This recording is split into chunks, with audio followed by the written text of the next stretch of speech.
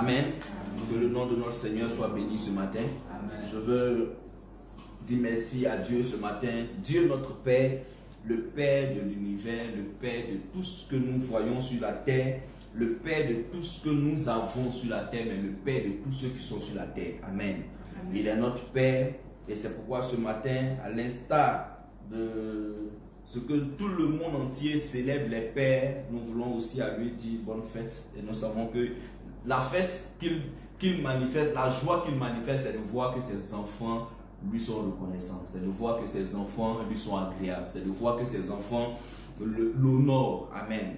Et c'est ce qui fait la joie de ce Père céleste qu'il est. Nous bénissons Dieu ce matin et je voudrais dire bonne fête à tous les papas de ce monde, bonne fête à tous les papas de cette église, bonne fête à tous les futurs papas de cette église, bonne fête à tous, que Dieu vous bénisse, Dieu vous élève, Dieu vous comble, Dieu vous assiste dans tout ce que vous faites et que la grâce et la main de Dieu continuent d'être avec chacun de nous au nom de Jésus.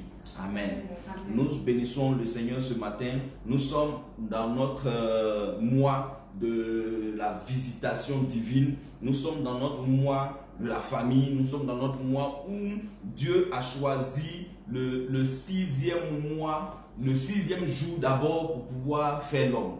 Et après, il a choisi le sixième mois par rapport au mois de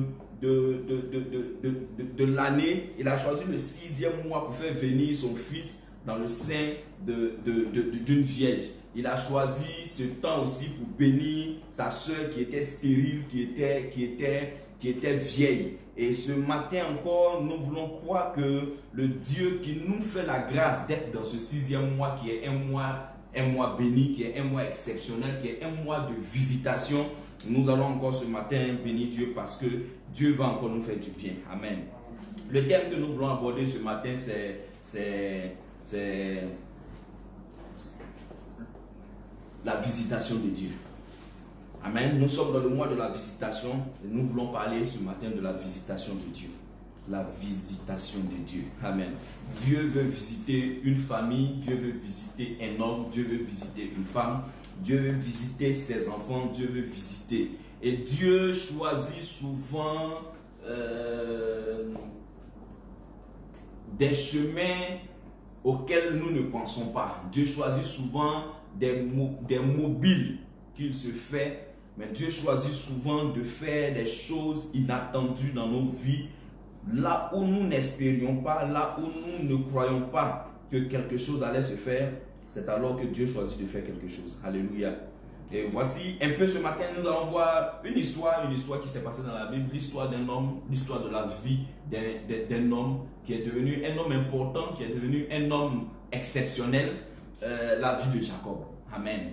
La vie de Jacob. Quand on dit Jacob, beaucoup pensent à ce qu'il a fait, mais beaucoup pensent au mal qu'il a fait. Beaucoup disent c'est un voleur, beaucoup disent c'est un trompeur, d'autres disent c'est un malfaiteur, d'autres disent c'est un usurpateur. Oui, on aura beau donner tous les noms qu'on veut à Jacob, mais Jacob n'aurait pas pu accomplir ces choses-là si Dieu n'avait pas sa main avec lui. Alléluia. Oui, c'est pourquoi je dis que Dieu souvent utilise les moyens inconventionnels. Dieu utilise souvent des moyens auxquels nous ne nous attendions pas. La Bible dit en Genèse chapitre 25, du verset 19 au verset 34, que nous allons lire, Genèse chapitre 25, verset 19 à 34. Genèse chapitre 25, verset 19 à 34. La Bible dit que voici la lignée d'Isaac. Isaac, fils d'Abraham. Abraham eut pour fils Isaac. Isaac était âgé de 40 ans quand il prit pour femme Rebecca, qui était une fille de Bethuel, l'araméen, de Padan Aram, et la sœur de Laban, l'araméen. Isaac supplia l'Éternel pour sa femme car elle était stérile. Et l'Éternel l'exauça. Sa femme Rebecca tomba enceinte. Les enfants se heurtaient dans son sein. Le verset 22 dit, les enfants se heurtaient les enfants se heurtaient dans son sein. Les enfants se heurtaient à l'intérieur d'elle et elle dit, si telle est la situation, pourquoi suis-je tombée enceinte? Elle alla consulter l'Éternel. Verset 23. Et l'Éternel lui dit, il y a 2 nations dans ton ventre. Et 2 peuples issus de toi se sépareront. Un de ces peuples sera plus fort que l'autre et le plus grand sera asservi au plus petit. Le moment où elle devait accoucher arriva et voici qu'il y avait des jumeaux dans son ventre. Le premier sortit roux et couvert de poils comme un manteau. On l'appela Ésaü. Le verset 28, 26. Ensuite sortit son frère, dont la main tenait le talon d'Ésaü. On l'appela Jacob. Isaac était âgé de 60 ans à leur naissance. Verset 27. Ses enfants grandissent. Ésaü devient un habile chasseur, un homme de la campagne, et son frère Jacob était un homme tranquille qui restait sous les tentes. Isaac aimait Ésaü parce qu'il lui amenait du gibier et Rebecca aimait Jacob. Tandis que Jacob faisait cuire un potage, Ésaü revint des champs. Accablé de fatigue, Ésaü dit à Jacob, laisse-moi manger de ce roux, de ce plat roux, car je suis fatigué. C'est pour cela qu'on lui a donné à Ésaü le nom d'Édom. Jacob répondit, vends-moi aujourd'hui ton droit d'aînesse. Ésaü répondit, je vais mourir. À quoi me sert le droit d'aînesse? Jacob dit, jure-le-moi d'abord. Il le lui jura. Il vendit son droit d'aînesse à Jacob.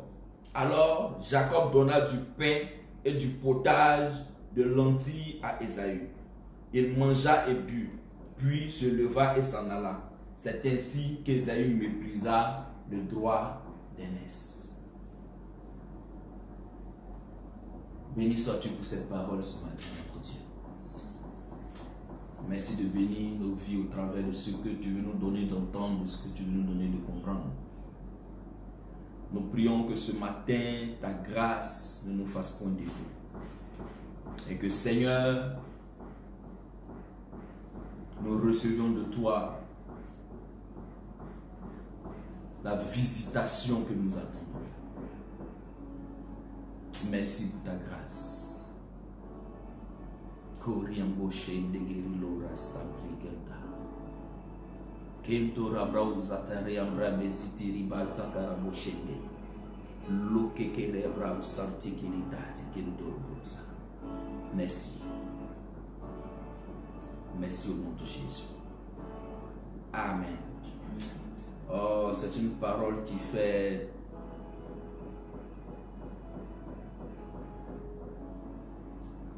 qui est pleine de révélations. Amen. La Bible dit Isaac s'est marié à 40 ans et il n'avait point d'enfant. Il implora l'Éternel et à 60 ans, Dieu lui donna 2 fils.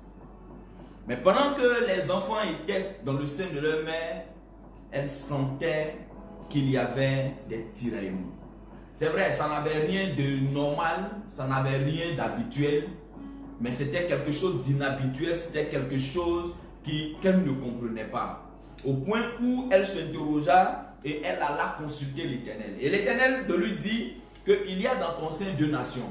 Il y a dans ton sein 2 peuples. Mais 2 peuples, c'est 2 frères, mais ces 2 frères vont se séparer, ces 2 frères vont se diviser, ces 2 frères vont aller l'un et l'autre ça et là.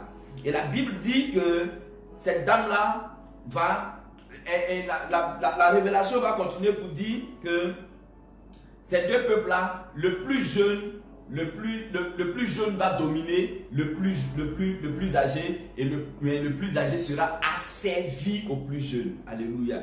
Le plus âgé sera asservi au plus jeune. Et la Bible dit que elle va garder le souvenir de ses paroles. Elle va garder le souvenir de ce qu'elle avait entendu. Elle va garder le souvenir de la révélation que Dieu venait de lui donner.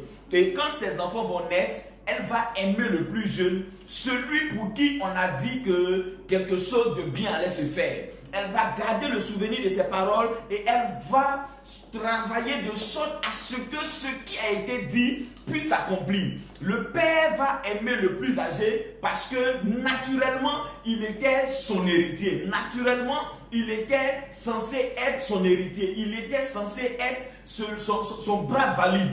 Naturellement, c'est ce qu'il devait être. Et la Bible dit qu'il aimait le plus jeune, le plus âgé, Ésaü, parce que Ésaü lui apportait à chaque fois, lui ramenait à chaque fois de la chasse, du gibier à manger.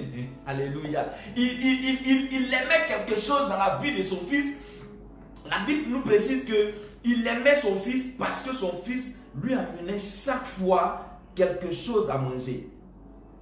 Le verset 28. Isaac aimait Ésaü parce qu'il lui amenait du gibier. Et Rebecca aimait Jacob. La Bible n'a pas conditionné l'amour de Rebecca, n'a pas dit pourquoi Rebecca aime Jacob. Mais je suis sûr que Rebecca a commencé à aimer Jacob depuis le jour où la révélation lui a été donnée que le plus petit va asservir le plus grand. Alléluia. Et elle avait une révélation. Et le père, il avait un sentiment.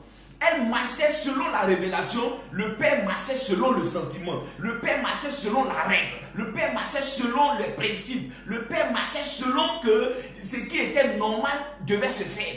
Il était normal que le plus âgé soit l'aîné de la famille, soit l'héritier, soit le plus aimé du père. Et la mère, elle aimait le plus jeune parce que du plus jeune, quelque chose a été dit, une promesse est sortie, quelque chose a été dit, quelque chose devait se faire de par la vie du plus jeune. Alors, elle s'est mise au travail. Alors, elle s'est mise à travailler. Contrairement à Esaïe, à Isaac, son mari n'avait pas la révélation de ce qui était cet enfant. Il n'avait pas la révélation de ce que cet enfant allait devenir. Mais il avait la révélation de ce qui était normal, de ce qui était approprié, de ce qui était juste à faire. Et la Bible dit qu'il s'est attaché à son plus grand fils et la mère s'est attachée au plus jeune. Il est deux déjà, les parents, c'est vrai, certainement la mère avait la révélation. Certainement la mère avait reçu quelque chose de Dieu, mais les parents ont commencé eux-mêmes à diviser leurs enfants depuis le bas âge. Les parents eux-mêmes ont commencé à diviser leurs enfants depuis le bas âge. La Bible dit que le père aimait Ésaü, la mère aimait Jacob. Donc, les deux enfants étaient tiraillés par le père et la mère.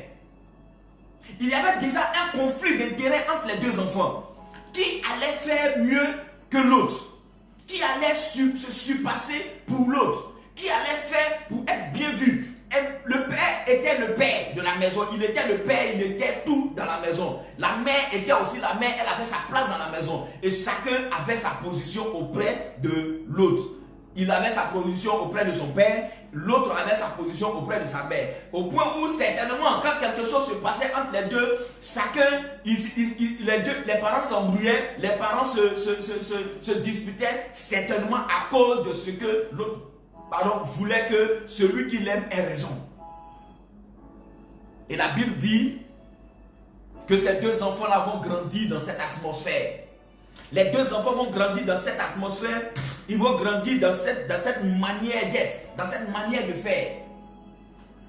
Et un jour, pendant que Ésaü aimait les champs, pendant que Ésaü aimait la chasse, parce que son père aimait manger du bon gibier, aimait manger de la bonne nourriture, il s'est adonné, il s'est exercé, il s'est donné les atouts de pouvoir être un bon fils auprès de son père. Parce qu'il s'est dit, certainement mon père il a tout. Demain, quand il ne sera plus là, c'est moi qui vais prendre l'héritage. La mère a travaillé de sorte que le fils, le cadet, qui avait sur lui une promesse de Dieu, qui avait sur lui la révélation de Dieu, elle a travaillé de sorte que un jour, ce que Dieu a dit puisse s'accomplir. Il était à la maison, il était auprès d'elle. Et la Bible dit qu'un jour, voici où va commencer le malheur de ces deux enfants. Mais je dirais où va commencer, où l'accomplissement de ce que Dieu a dit va commencer à se mettre en route. Je disais tout à l'heure que Dieu ne tient souvent pas compte des mesures logiques. Dieu ne tient souvent pas compte de ce qui est normal. Il fait ce qu'il veut, quand il veut et comme il veut. Dieu est un Dieu de principe, certes, mais il est un Dieu de miséricorde et de grâce. Dieu est un Dieu de rigueur, oui, mais il est un Dieu qui fait ce qu'il veut, quand il veut et comme il veut. Si tu cantonnes Dieu dans une situation, si tu cantonnes Dieu dans une clause, frère, c'est pas évident que tu puisses être épanoui parce que tu as cantonné Dieu là.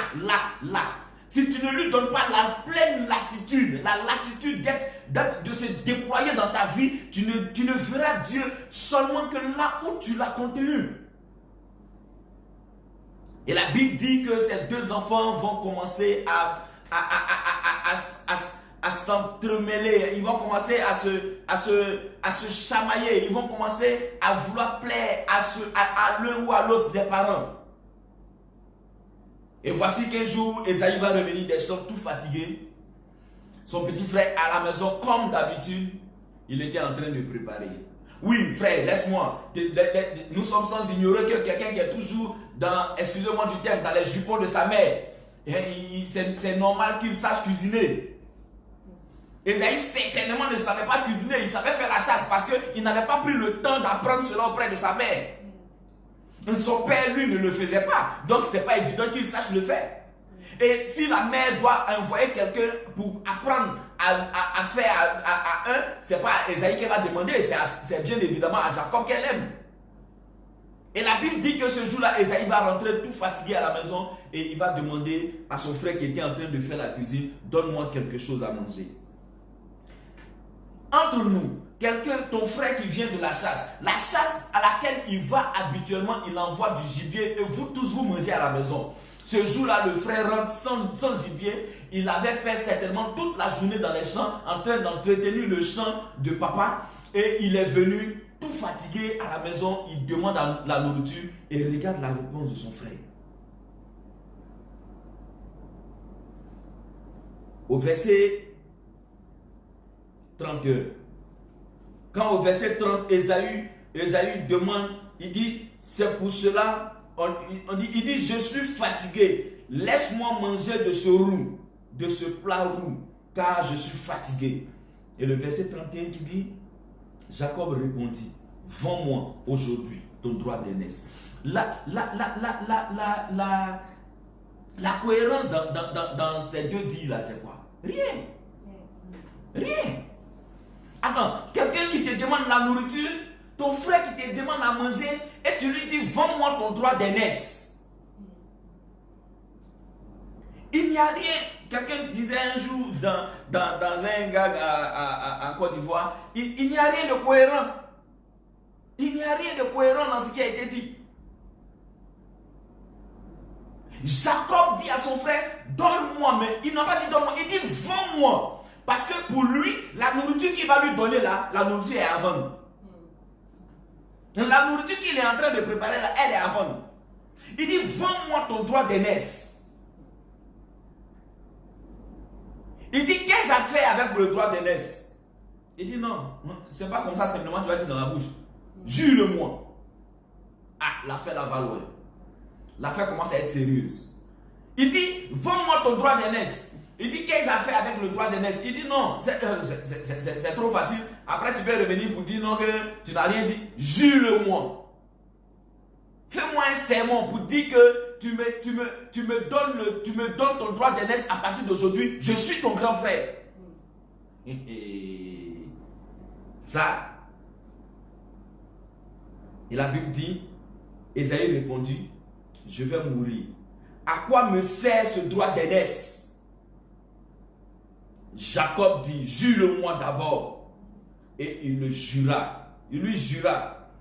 Il vendit son droit d'aînesse à Jacob. Alors Jacob lui donna du pain et du potage de lentilles à Ésaïe.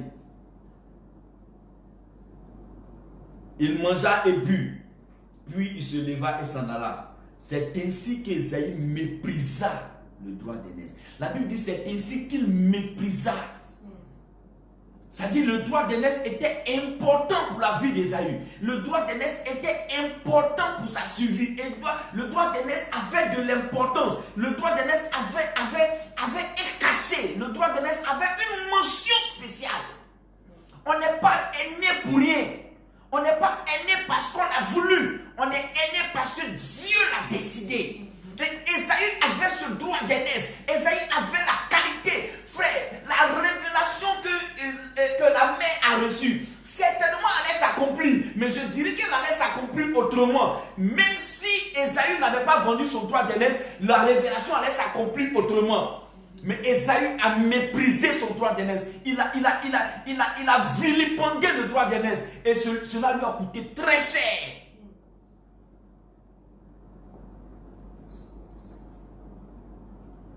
Ésaïe a dit, qu'ai-je à faire avec le droit d'aînesse? Qu'est-ce que cela me rapporte? Qu'est-ce que cela me vaut? Qu'est-ce que cela me donne?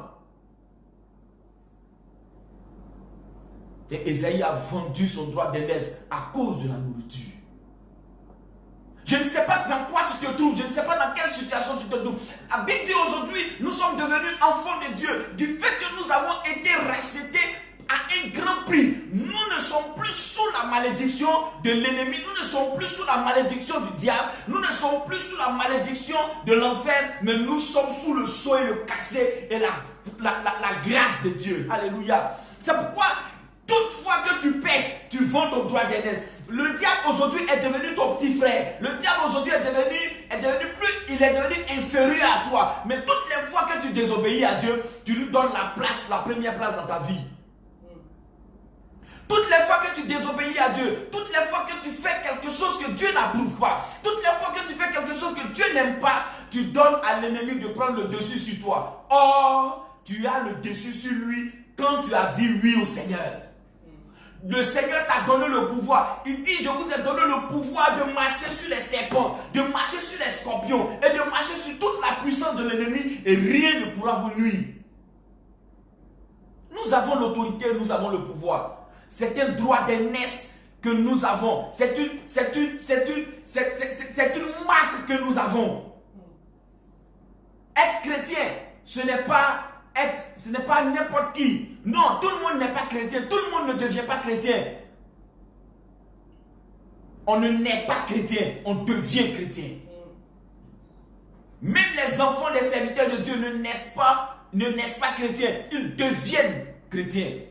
Parce que la Bible dit qu'à tous ceux qui l'ont reçu, à tous ceux qui croient en son nom, c'est alors qu'il leur a donné le pouvoir de devenir enfants de Dieu. Parce qu'ils croient au nom de Jésus, c'est alors qu'ils sont enfants de Dieu. Donc tous ceux que nous voyons dans la rue ne sont pas enfants de Dieu. Ils sont des créatures de Dieu. Mais c'est quand ils acceptent de marcher avec Jésus qu'ils deviennent enfants de Dieu. Alors, dit nous sommes enfants de Dieu, nous sommes des héritiers, nous sommes des princes. L'héritier, c'est celui qui a la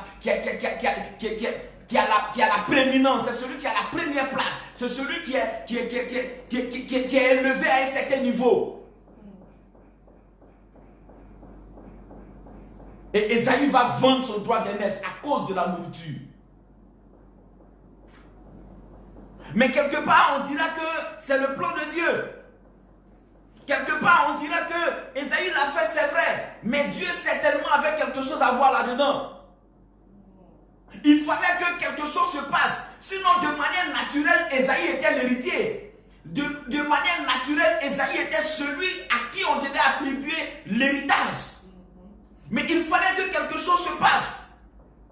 Et il a donné l'occasion à cette chose-là de se faire. Du moment où il a vendu son droit d'aînesse, ça veut dire qu'il n'avait plus, spirituellement, il n'était plus à la première position. Et physiquement, il ne l'était plus aussi parce que l'héritage devait revenir à celui qui était l'aîné. Et celui qui était l'aîné, c'est celui qui avait le droit d'aînesse. Et comme lui, il a renoncé à son droit d'aînesse, de manière logique, de manière naturelle, le droit devait revenir à celui qui l'a.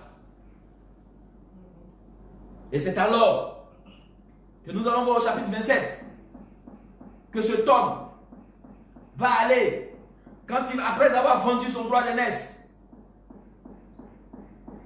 le père va être en train de mourir. Quand tu vas voir, quand nous allons lire dans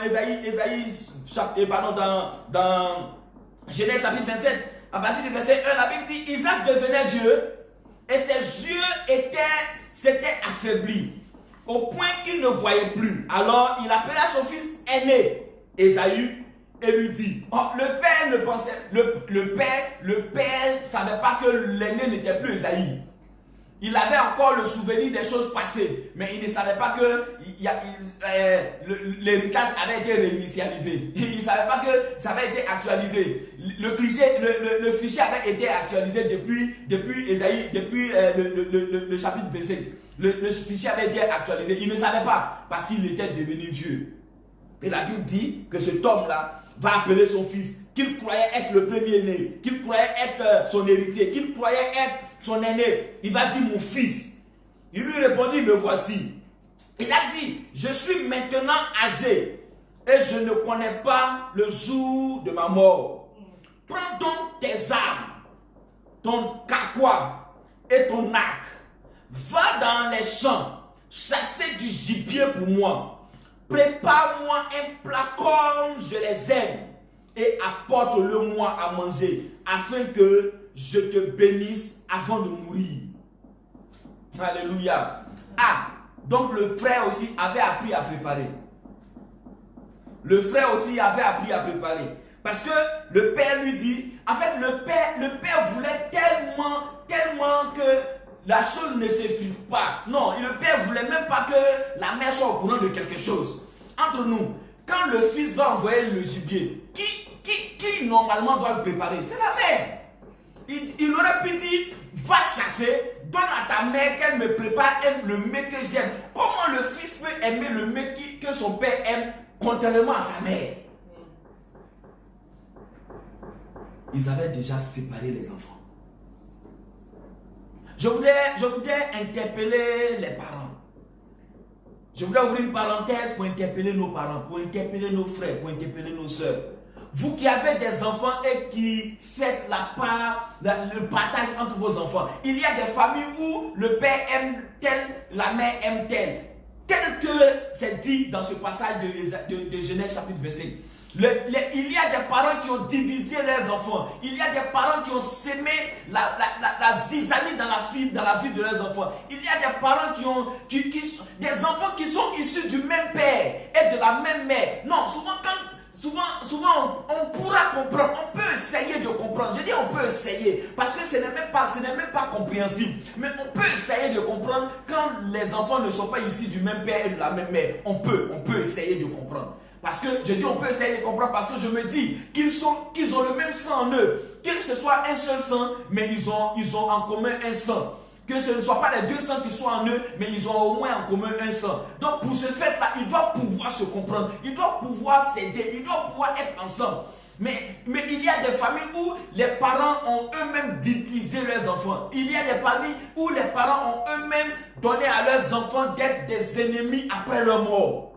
Des enfants qui se sont entretués à cause de l'héritage de leurs parents. Des enfants du même père et de la même mère. Ça dépend de leur éducation, ça dépend de la base, ça dépend de comment ils ont commencé, ça dépend de qu'est-ce qui s'est passé dans le foyer. Quand le père a aimé un tel et la mère a aimé un tel, c'est comme ça que les choses finissent. Et après, ils vont s'asseoir pour dire, oh Dieu, qu'est-ce que j'ai fait? Oh, mes enfants sont en train de s'entretuer. Mais qu'est-ce que vous avez commencé à faire pour eux? Parents, aimez vos enfants tels qu'ils sont. Aimez-les tous au même pied d'égalité. C'est vrai, on pourra dire que tu peux avoir peut-être un penchant, un peu plus un penchant pour un. Mais aime-les tous.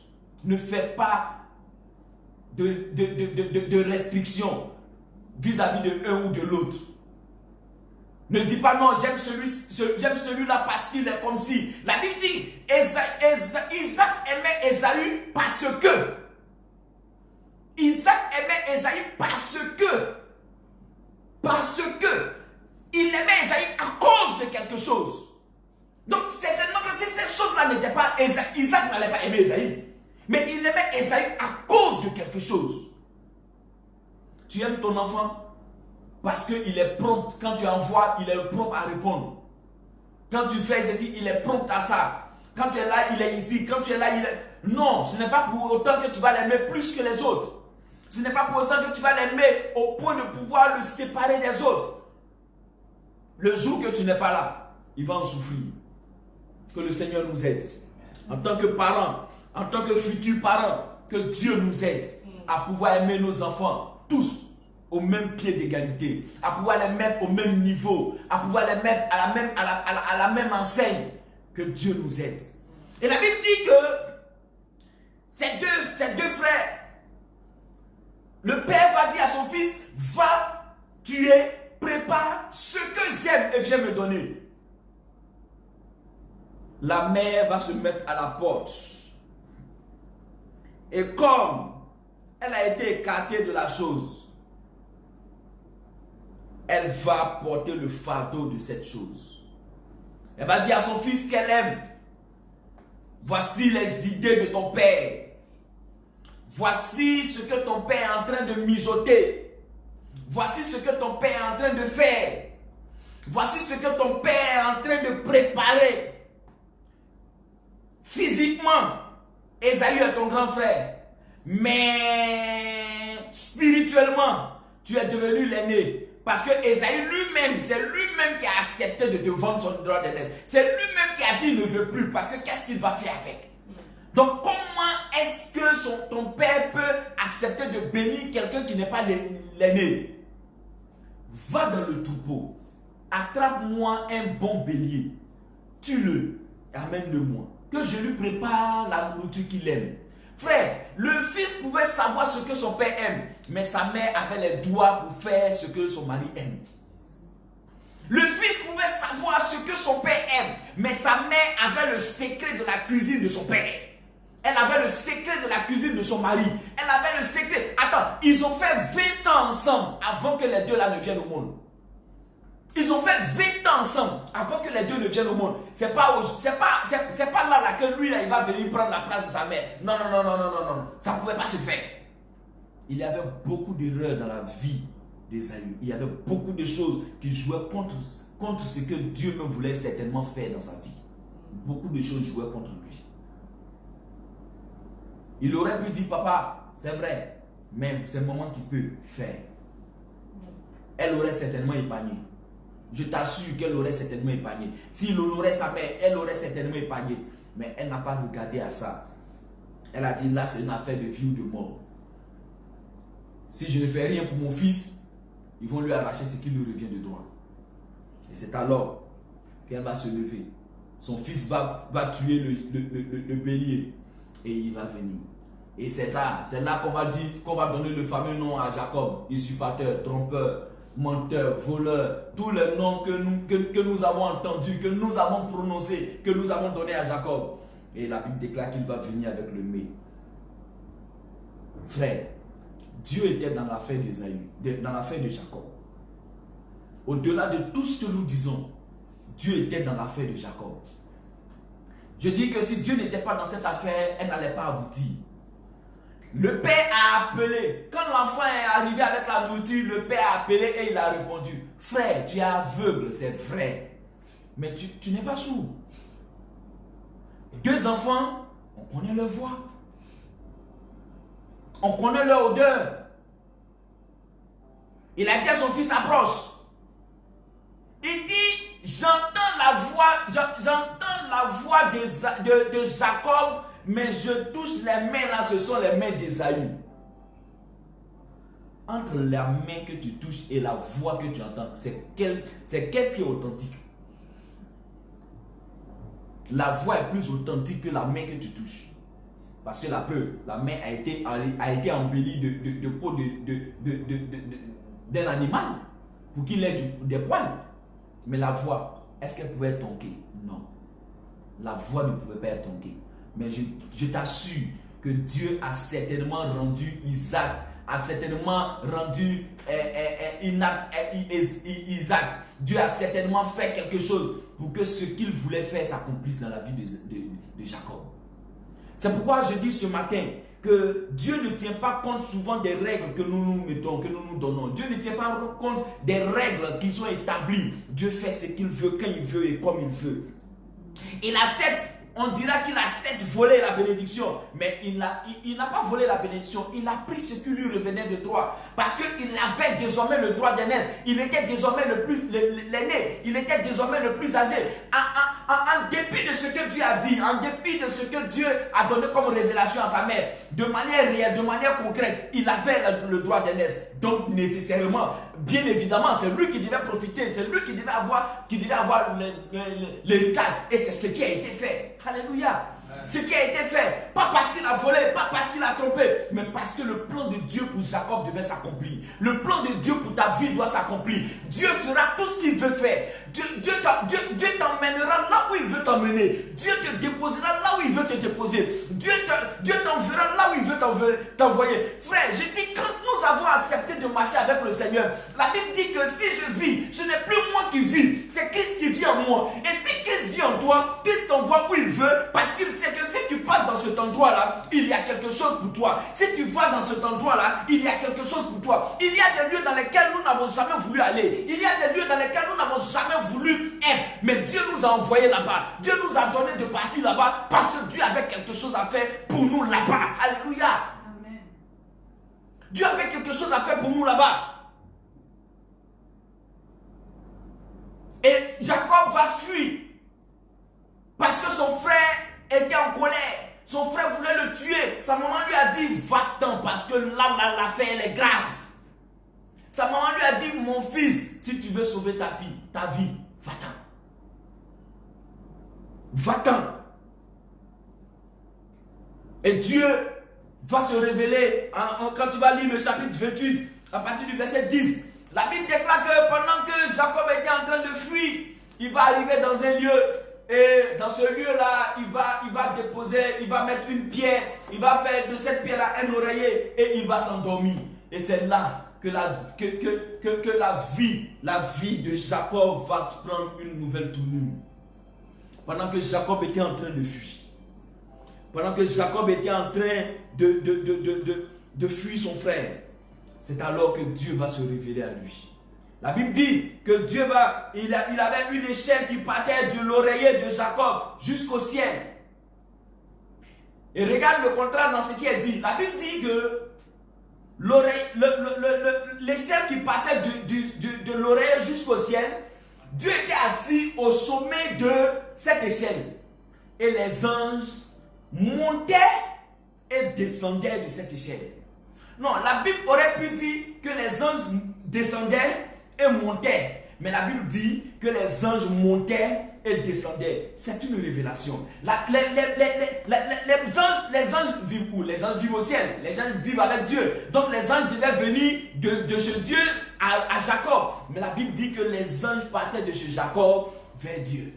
Ça dit qu'il y avait quelque chose que Dieu était en train de faire dans la vie de Jacob. Il y avait quelque chose que Dieu était en train de renouveler certainement dans la vie de... Il y a un mécanisme que Dieu était en train de mettre en place dans la vie de Jacob. Parce qu'à partir de là, Dieu va commencer à faire quelque chose dans la vie de Jacob. À partir de là, une promesse va s'attacher à la vie de Jacob. Jacob avait reçu la bénédiction des hommes, mais Jacob devait recevoir la bénédiction de Dieu. Jacob avait reçu la révélation des hommes, mais Jacob devait recevoir la révélation de Dieu. Jacob avait reçu l'héritage de l'homme, de son père. Jacob devait recevoir maintenant le sceau de cet héritage-là qui vient du ciel. Alors, Dieu fait descendre les anges. Dieu fait descendre les anges et Dieu prend ce qu'il y a certainement de mauvais, ce qu'il y a certainement de contraignant, ce qu'il y a certainement qui n'est pas bon en Jacob pour faire monter vers lui afin de faire descendre ce qui est bon. Alléluia. Je dis ce matin, Dieu a réservé certainement une place. Dieu a réservé certainement un emploi. Dieu a réservé certainement un homme. Dieu a réservé certainement quelque chose, une bénédiction pour toi. il va t'arriver quelque chose de spécial en ce mois de juin. Je déclare et je prophétise ce matin que quelque chose de merveilleux dans ce mois-là va t'arriver. Tu ne finiras pas ce mois sans que tu n'aies vu la promesse de Dieu, quelque chose que Dieu t'a dit s'accomplir dans ta vie. Je dis, tu ne finiras pas, tu ne termineras pas, tu ne finiras pas ce mois sans que quelque chose ne se fasse dans ta vie. Dieu a décidé de faire quelque chose. Les anges montaient et descendaient. Les anges montaient vers Dieu et ils descendaient avec quelque chose dans la vie de Jacob. L'ange monte de toi, l'ange monte vers Dieu ce matin et descend avec quelque chose pour toi. Je prophétise qu'à partir d'aujourd'hui, tes ciseaux montent vers Dieu. Qu'à partir d'aujourd'hui, les réponses viennent de Dieu vers toi. Qu'à partir d'aujourd'hui, ce que tu attends avec fermeté, ce pour lequel tu cries à Dieu jour et nuit, ce pour lequel tu cries à Dieu chaque jour, que ces choses-là s'accomplissent dans ta vie au nom de Jésus.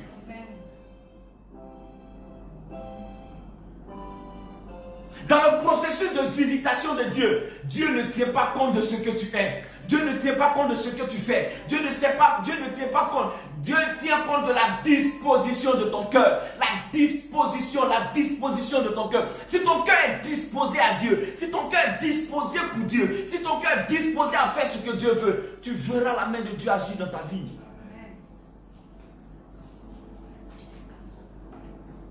Tu verras la main de Dieu agir dans ta vie. Tu verras Dieu intervenir dans ta vie. Si seulement tu peux laisser Dieu. Si seulement tu peux laisser Dieu agir. Si seulement tu peux laisser Dieu te conduire. Si seulement tu peux laisser Dieu faire ce qu'il veut faire avec toi. Ce qu'il veut faire dans ta vie ne sera plus jamais la même.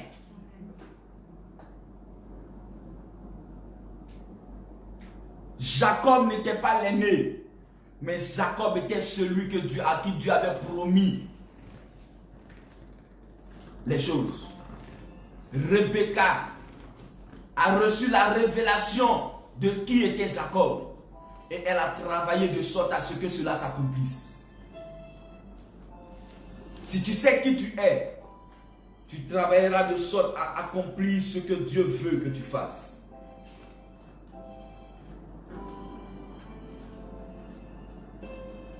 Jacob a eu un rêve. Et ce rêve-là était la révélation que Dieu lui donnait de ce qu'il allait devenir. Dieu va lui faire la promesse qu'il sera le père d'une multitude de nations. La promesse qu'il avait faite à son grand-père, Abraham. Dieu lui renouvelle cette promesse. Dieu lui réitère cette promesse. Dieu lui dit que ce que j'avais dit à ton grand-père, je le ferai de par toi. Et nous voyons aujourd'hui, quand nous regardons les 12 tribus d'Israël, ils sont sortis de Jacob. C'est de Jacob que sont sortis les 12 tribus d'Israël. Quand on parle des tribus d'Israël, quand on parle d'Israël, c'est de Jacob qu'on parle. C'est de lui que sont sortis ceux-là. C'est de lui qu'est sorti tous ces enfants qui ont formé aujourd'hui le peuple d'Israël. La promesse de Dieu à l'endroit de Jacob devait s'accomplir. Peu importe les moyens utilisés, Dieu a utilisé tous les moyens qu'il avait à sa disposition, comme il voulait, quand il voulait. Dieu le fait. Et il ne le fait pas très souvent comme nous l'aurions souhaité. Non, Dieu ne le fait pas selon nos principes, mais il le fait selon ses principes et selon ses volontés. Dieu le fait selon sa volonté.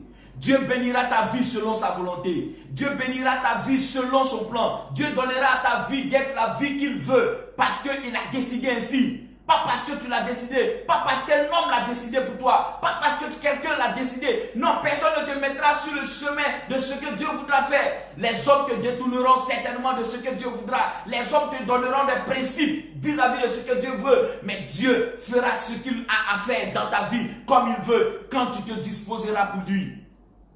Dispose-toi. Dispose-toi. Tu as reçu la révélation de Dieu, mais tu n'es pas disposé. Alors comment voudras-tu que Dieu agisse et que Dieu intervienne dans ta vie?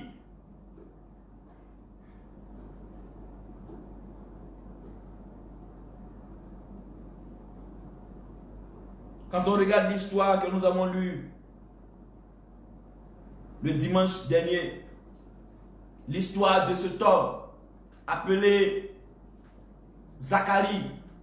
Zacharie était disposé et l'ange est venu lui dire que tes sujets ont été exaucés, ta prière a été exaucée, ta femme sera enceinte dans son vieil âge. Dans son vieil âge, elle sera enceinte. Frère, quand tu regardes l'histoire de la famille de Jacob, c'est une histoire émouvante. Un homme qui a 90 ans, c'est alors que Dieu lui donne un enfant. À 100 ans, pardon, que Dieu lui donne un enfant. Le père Abraham. Et après, c'est à 60 ans que son fils aussi a un enfant. Ce sont des règles qui sont peu réglementaires. Ce sont des règles qui ne sont pas régies dans notre code de déontologie médicale. Parce qu'on dit qu'à 45 ans, une femme ne peut plus faire enfant. Une femme qui a 45 ans ne peut plus. Médicalement, scientifiquement, c'est démontré. Non, on ne peut pas, ça ne peut pas se faire. Mais Dieu, il n'a rien à faire avec cette démonstration. Il fait ce qu'il veut, quand il veut et comme il veut. Dieu veut visiter la vie de quelqu'un. Dieu veut donner à la vie de quelqu'un d'être une vie qui l'honore.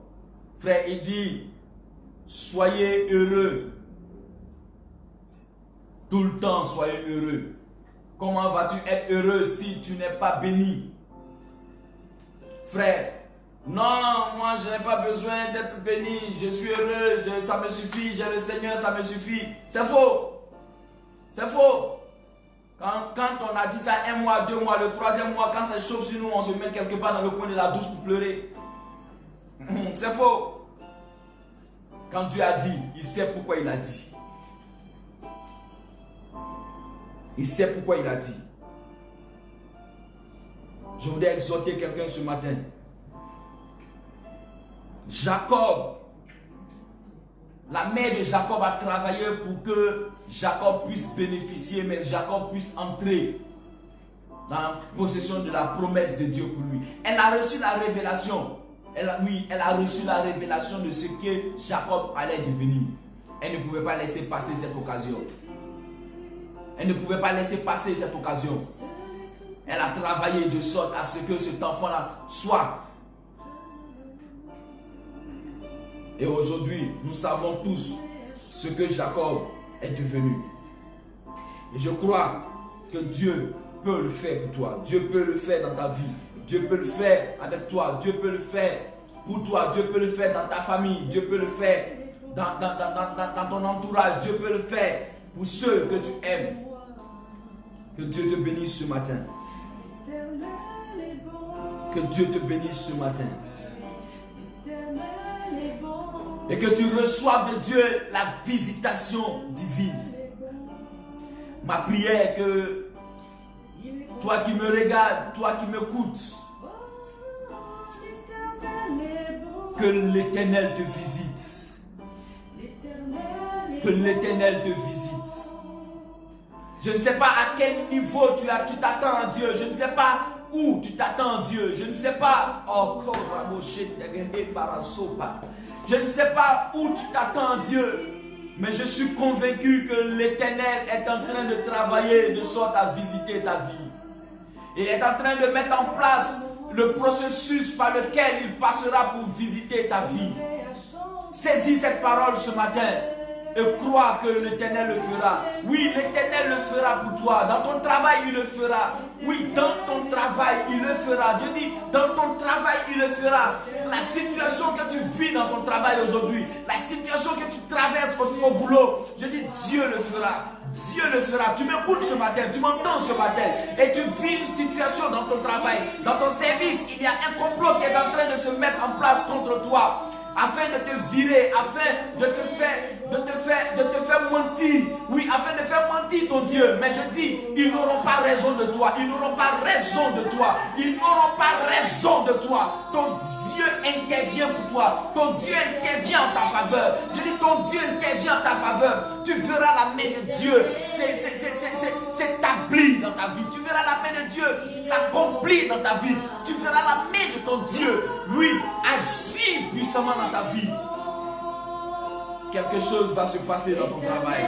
Un bouleversement va arriver dans ton travail. Dieu va le faire. Dieu va le faire. Dieu va le faire. Mon Dieu va le faire. Il va le faire. Il est bon pour moi. Le seul m'a suffi. Le seul est tout pour moi. Oh, je vois la vie de quelqu'un être restaurée ce matin. Je vois la vie de quelqu'un être restaurée ce matin. Je vois un foyer que Dieu est en train de restaurer ce matin. Oui, je vois un foyer ici à Dakar que Dieu est en train de restaurer. Oui, j'ai dit un foyer ici à Dakar que Dieu est en train de restaurer. Oui, ton foyer a connu des moments difficiles. Ton foyer connaît des moments de tout. Mais je dis que Dieu est en train de restaurer la vie de ton foyer. Dieu est en train de restaurer ta vie parce que le cri de ton cœur est monté jusqu'à lui. Oui, les anges sont venus porter le cri de ton cœur jusqu'à lui. Et il est en train de travailler à ce que ton foyer soit restauré, à ce que ton foyer soit rétabli, à ce que ton foyer soit rétabli. Je dis, ma soeur, ne crains pas, ne pleure pas, sèche tes larmes. Ton Dieu t'a entendu, ton Dieu t'a entendu. Ton Dieu t'a entendu, ton Dieu t'a entendu. Je dis, ton Dieu t'a entendu. Et tu verras et tu rendras témoignage. L'Éternel est bon. L'Éternel est bon. Il est bon pour moi. L'Éternel est bon. Dieu te donnera ce capital. Il mettra au-devant de toi cet homme qui viendra te donner ce capital. Le capital dont tu as besoin pour commencer cette entreprise. Le capital dont tu as besoin pour commencer cette activité.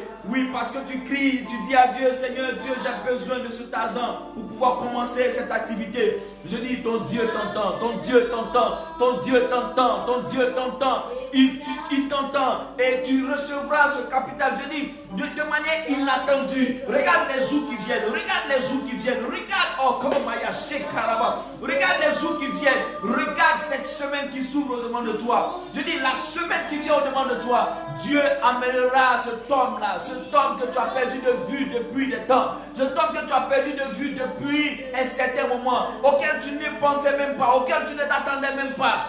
Dieu le mettra, Dieu l'enverra sur toi, sur ton chemin. Dieu l'enverra sur ton chemin et il te donnera, il pourvoira, il te donnera afin que tu puisses commencer ton activité. Afin que tu puisses commencer ton activité. Je dis, ton Dieu le fera, ton Dieu le fera, ton Dieu le fera.